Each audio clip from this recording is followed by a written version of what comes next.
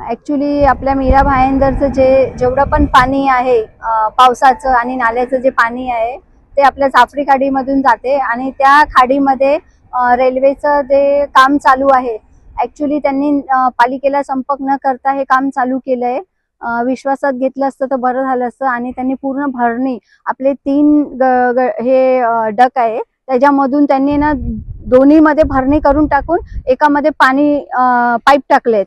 तर हे पाणी कसं जाणार आमचं ते त्यांना क्वेश्चन आहे की खाली करून द्या आम्हाला, नाही तर पूर्ण मीरा भाईंदर आम्ही डुबू, असं त्यांचं पावसाळ्या अगोदरचं मी गेल्या 3 महिन्यापासून फॉलोअप करते.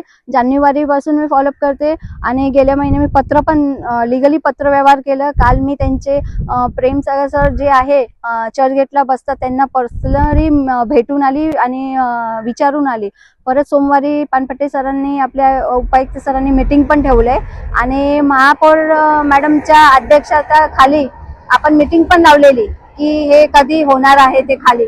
त्यांनी पण पत्र व्यवहार केलाय आणि मॅडमांना त्यांनी विश्वास पण दिलाय की खाली करून देऊ.